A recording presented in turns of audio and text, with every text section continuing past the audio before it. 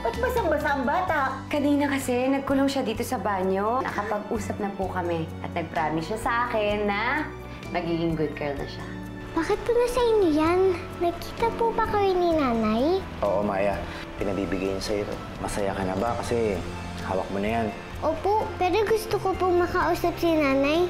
Mama, sabihin niyo naman po si Jonas. Nahuli ko si Catherine, kausap niya si Isabel.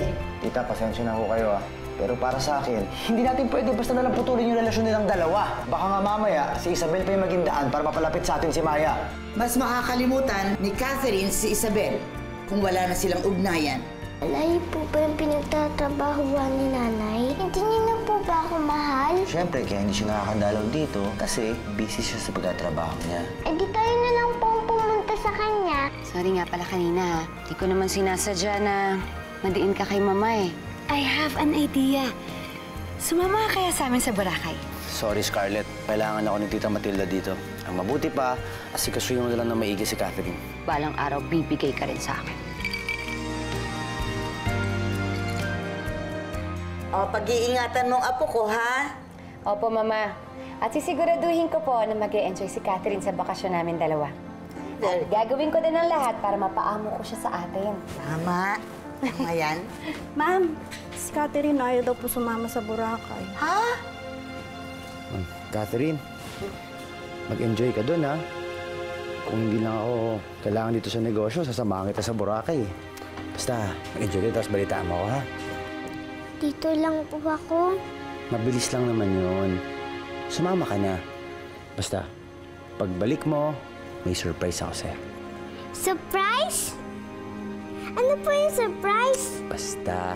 Oh, ikaw talaga, apo. Mag-e-enjoy ka doon. Mamimiss kita. Kiss nga ako. Halika na, anak. Alis na tayo. Teka muna, meron akong... Ay! May baba si Baon! Pocket Lolo. money. Wow, may pabaon Oh, pa. nakita mo to? Marami yan. Baon mo yan. Bilin mo lahat ang gusto mong bilin sa Boracay. Tago mo ha, mabuti ha. Pera mo yan.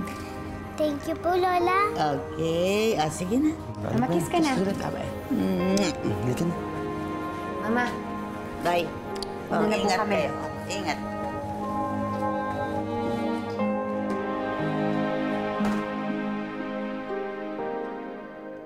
Ma'am, wala na po tayong crudo. Pagkas lang po tayo. sige, tama-tama. Magsi-CR din ako.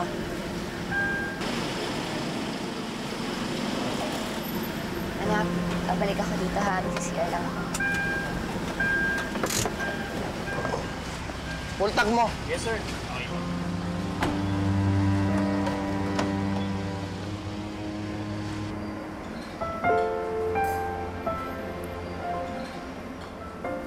Mabuti naman at back to work ka na.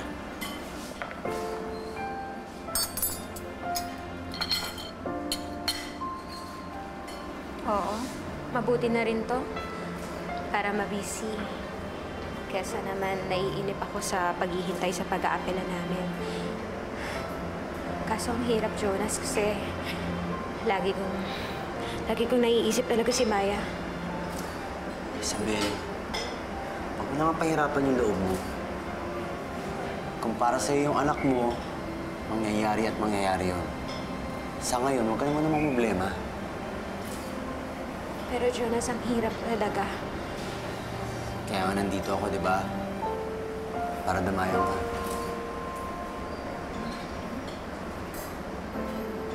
Yun nga yung pinagtatakan ko eh. Buti, hindi ka nila pinagbabawalan na makipagkita sa akin. Siyempre, Isabel, alam ko naman yung tama sa mali. Tsaka kaya ako nandito dahil kaibigan kita. Kaibigan lang. Dahil yun lang naman yung turing mo sa akin, di ba? Jonas, maraming salamat. At lagi kang nandyan para sa akin at sa anak ko. Pero alam mo naman na hindi pa talaga ako handa sa ngayon. Kung hindi pa ngayon, sigurado naman ako na may bukas pa rin, di ba? Hindi ko alam kung kailan ko mabibigay sa'yo yung bukas na yon. Okay lang, Isabel. Basta ba darating yung bukas na yun para sa atin?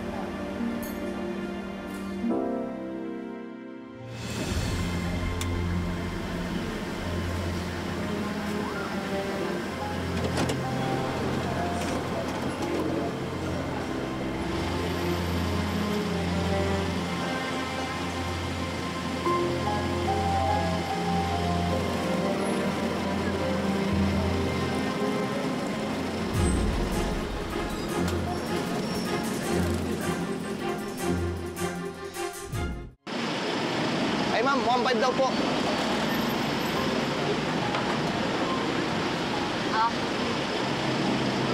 Nasa si Catherine? Oh, nandiyan lang po yan. Anong nandyan lang? Wala nga siya dito. Nasa si Catherine? Baka nag-CR din po, ma'am. Hanapin mo! Hanapin mo!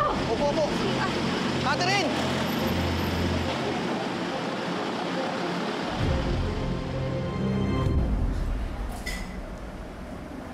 Jonas, ang laking bagay na lagi kang nandyan para sa amin ng anak ko. Lagi mo siyang babantayan, ha? Makakaasa ka sa akin, Isabel.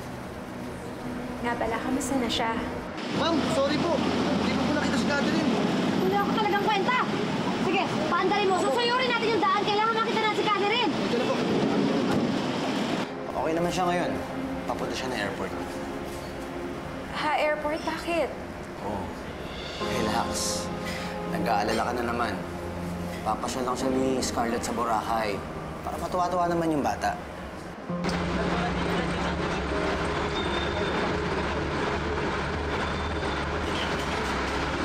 Neng, saan ka ba pupunta? Sa Pasay po. Pasay? Eh bakit ikaw na mag-isa? Ang bata-bata mo, sumasakay ka ng jeep na ikaw na mag-isa? Eh, paano kung may plano pala silang itakas yung anak ko, ilayo sa akin? Ikaw naman, paano pa nila magagawa yun? Eh, nakapag-desisyon na yung korte. So, useless na rin kung makapag-isip pa sila ng gano'n.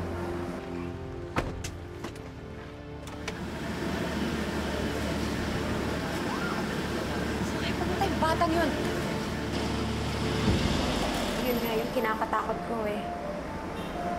Dahil alam na nila na sa kanila na yung bata, hindi na sila magdadalawang isip na ilayo ang loob sa akin ng anak ko.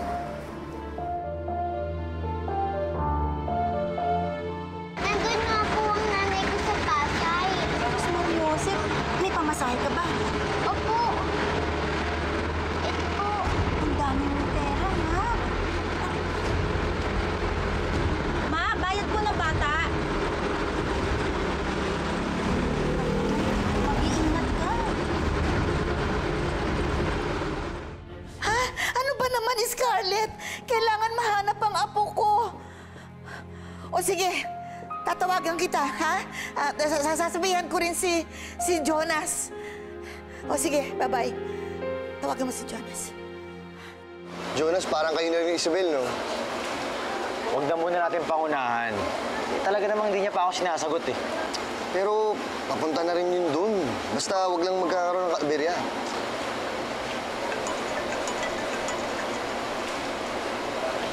Hello? Tita Matilda? Ha?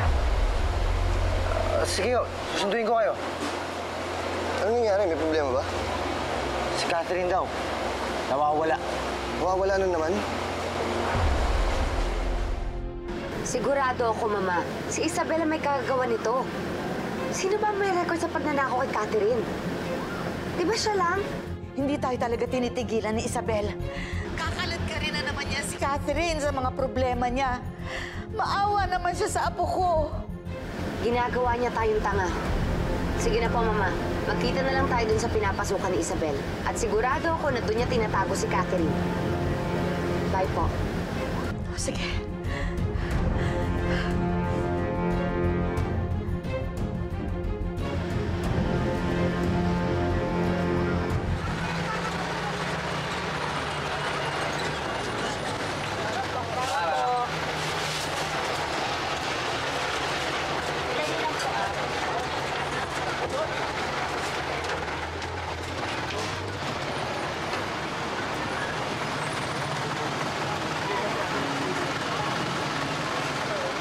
Papa Jesus, sana po ituro niyo ang daan papunta sa nanay ko.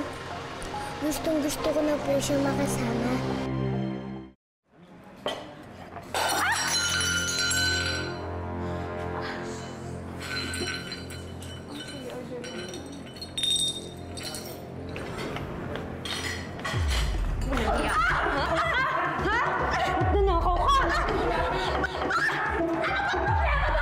Nasaan ang anak ko?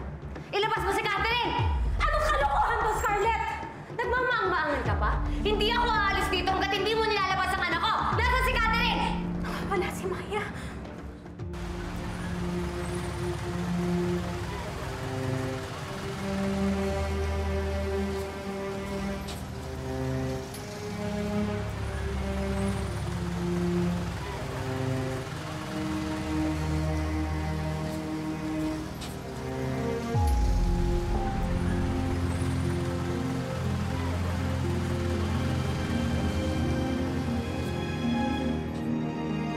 Nawawala yung anak ko.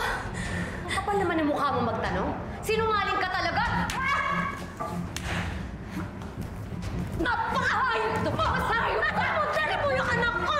Tapos napakawala mo! Walang hiya ka? Kumisa na yan! Public ka! Kumisa na yan drama mo, ha? Ilabas mo sa kanya ng walang hiya ka! Mas walang hiya ka! Balik ka dito! Lumalabang ka na? Ha? Ano? Ilabas mo si Catherine! Hindi ako naniniwala sa'yo mula akong alam! Si Catherine! Hindi ako alis dito! Di ba kasama mo siya sa Boracay? Bakit ako yung sinisisi mo? Kita mo na?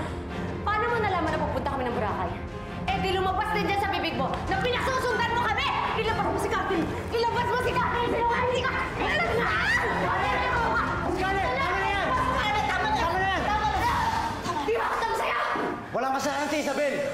Dahil magkasama kami sa mga oras na wala si Catherine! O ano? Malinaw na ba sa'yo, ha? Pwede na ba kita sumbatan sa pagiging pabaya mo sa anak ko? Hindi ako tanga. Pwede namang meron ka akong kutsaba, ha? Scarlett, tama na! Alam mo, Scarlett, hindi mo mahahanap ang anak ko kung puro ka na lang bintang. Kapal ng mukha mo. Scarlett, Tama na! mabuti pa. Ipablatter natin sa pulis. Nag-aaksaya lang tayo ng oras dito. Halika na. Pwede po ba ako tumulong sa paghahanap? Sumukan mo! Para makita ko yung hanap mo! Kung maalis dito, Kung maalis dito. Makakatikim ka sa akin! Palumpa mo! Sandali lang. Naiwanan mo itong bag mo sa jeep. Mabuti na lang, nakita ko agad ito. Kaya kinuha ko, ito. Salamat po. Ano nga palang pangalan mo? Maya po. Maya. Mag-iingat ka, ha? At saka yung bag mo, pakahawakan mo maigi yan para hindi mawala. Teka, alam mo na ba kung saan ka pupunta? Opo, sa Pasay po. Sa Pasay? Pero ang laki ng Pasay. Kung wala lang talaga naghihintay sa akin ngayon, sasamahan na kita. Pero ganito na lang. Pagdating mo doon, sa dulo, sa rotonda, may mga pulis doon. Magtanong ka sa kanila. Ha? Okay? Opo. O sige, sana makita mo agad ang nanay mo at ipagdarasal kita. Mag-ingat ka. Opo, salamat. O sige, ang cute mo. Ingat ka. Bye.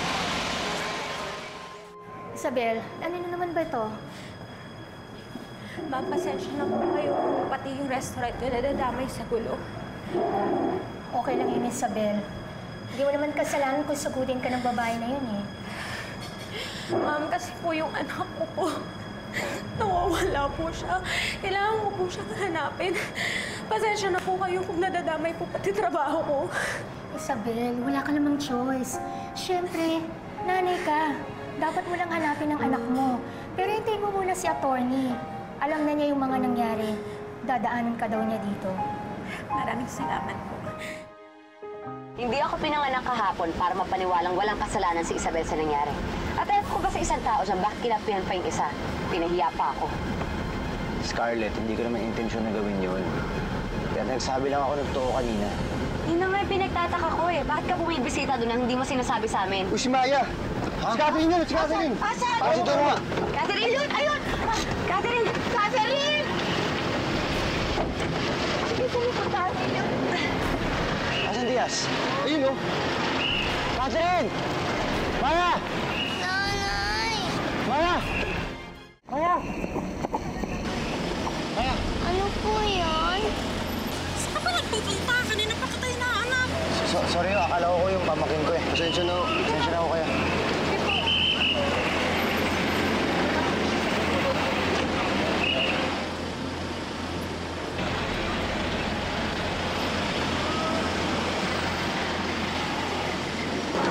Oh, ano nangyari?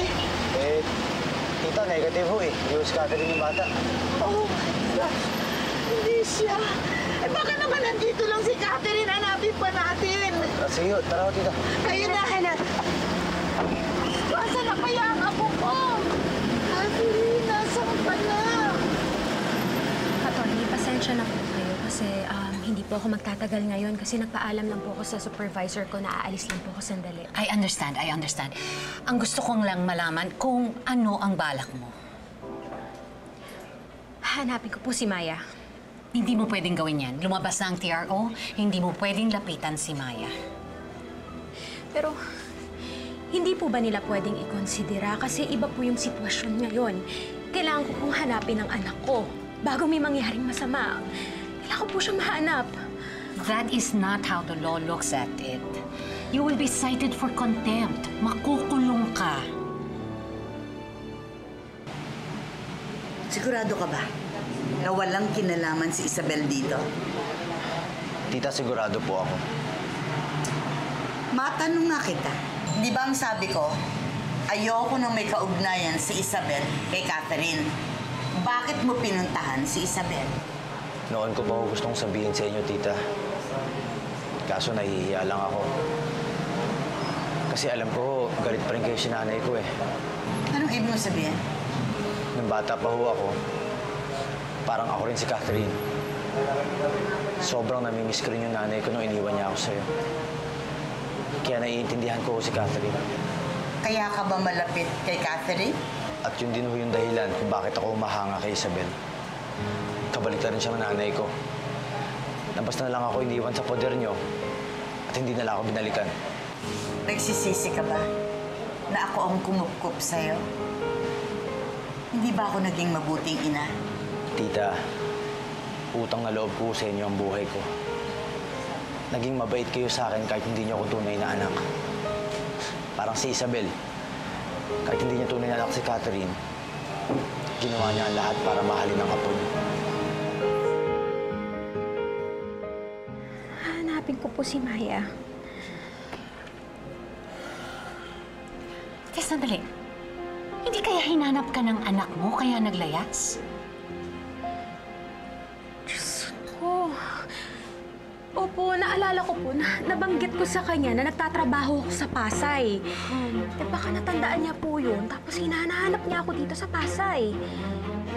Isabel, kailangan mag-iingat ka na sa sasabihin mo kay Maya.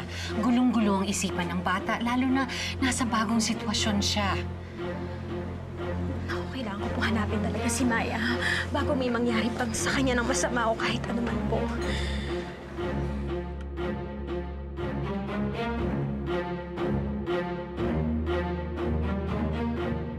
Madam Matilda, nag-deploy na po ako ng mga taong hahanap kay Catherine. Suggestion ko, bantayan ang bawat kilos ni Isabel. Siya ang susi para mahanap natin si Catherine. Hindi na kailangan, Scarlett. Naniniwala ako na walang kinalaman si Isabel dito. Pero Mama, malakas ang kutob ko na hindi tayo titigilan ni Isabel hanggat hindi niya nakukuha sa atin si Catherine. Nag-usap na kami ni Jonas. Diaz, ikaw ang bahala. Gawin mo ang lahat ng paraan na maibalik mo sa akin ang apo ko. Sige, babalitaan ko na lang po kayo sa paghanap namin dito.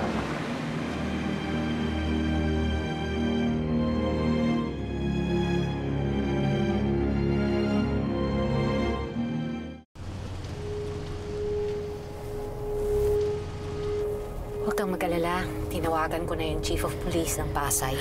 Tutulungan nila tayong hanapin ang anak mo. At tama nga na magpunta tayo dito sa mga merkado para alam nila. Sana po, iniwan niyo na lang po ako sa Pasay para sana mahanap ko pa si Maya. At kapag nahanap mo ang anak mo, ano mangyayari? Isabel, nandiyan na yata sila. Tandaan mo ang TRO. Para hindi makagulo sa pag-aapela natin. Let's go.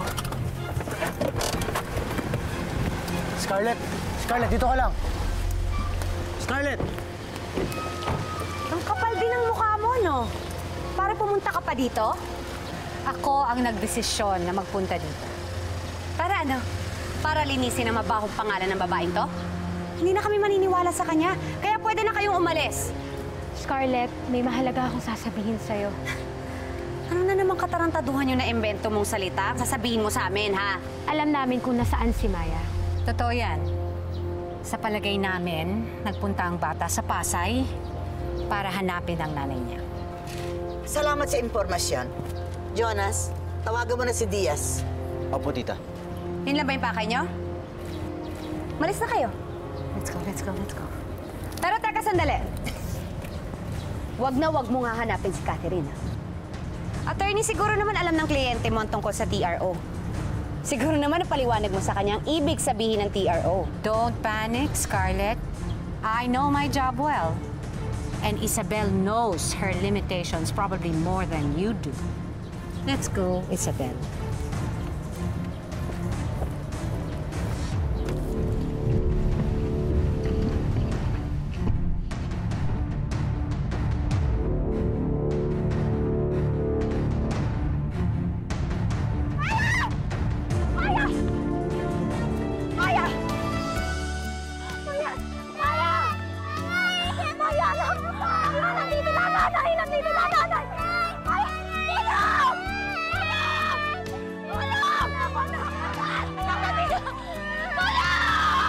Paano ba yun, Isabel?